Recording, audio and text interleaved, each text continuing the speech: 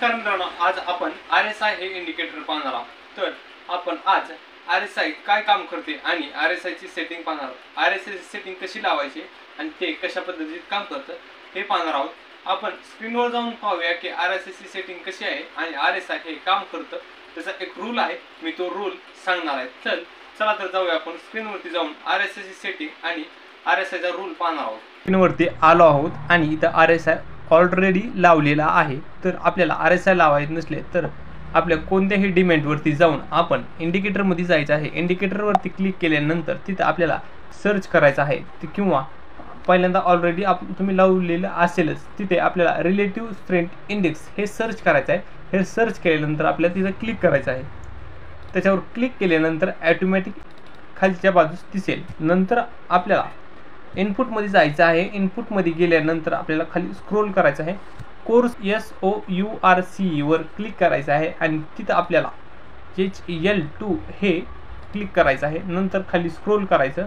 Scroll केल्यानंतर खाली जो टाइम फ्रेम आहे तिथं आपल्याला 5 मिनिटाचा टाइम फ्रेम लावायचा आहे.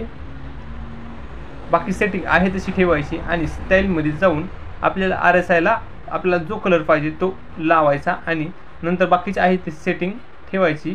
पुढे खाली RSI अप्पर बँडवर 80 लावायचं आहे. RSI मिडल बँडवर आपल्याला 50 लावायचं आहे. RSI लोअर बँडवर आपल्याला 20 लावायचं आहे. ही पूर्ण सेटिंग आहे.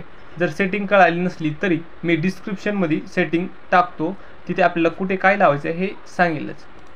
तर मित्रांनो, अशा प्रकारे आपलं पहिलं टॉपिक झालं. RSI ची सेटिंग सांगितली. तर आपल्याला दुसरं पॉईंट आहे आपला RSI चा रूल काय आहे. तर मित्रांनो, रूल असा आहे की RSI जेव्हा 80 वर असतो तेव्हा आपल्याला कॉलमध्ये बसायचं नाही. तिथं आपल्याला पुटचा विचार करायचा, म्हणजे सेलचा विचार करायचा. जेव्हा 25-30 RSI असेल तेव्हा आपल्याला पुट साईड म्हणजे पुटला बसायचं नाही. आपल्याला तिथे कॉलची बाईंगची एक ऑपॉर्च्युनिटी पाहावयास मिळू शकते. आणि 60-61 जर असेल तर मार्केट कशी असेल, RSI असेल तर तिथं आपल्याला मार्केटमध्ये सर्च करायचं आहे की मार्केट काय करू शकतं. ही RSI चा रूल आहे. तर हा रूल तुम्हाला मी डिस्क्रिप्शनमध्ये बी टाकून देतो. ही रूल तुम्हाला समजून घेऊन आपण एक RSI च्या मदतीने ठरवू शकतो की मार्केटमध्ये किती स्ट्रेंथ आहे आणि किती विकनेस आहे.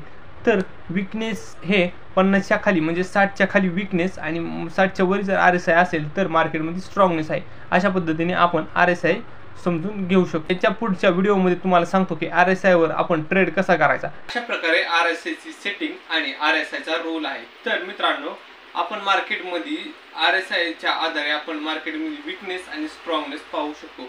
तर हा पूर्ण व्हिडिओ तुमच्या लर्निंगसाठी आहे. कोणतीही ॲडवाइस दिली जाणार नाही.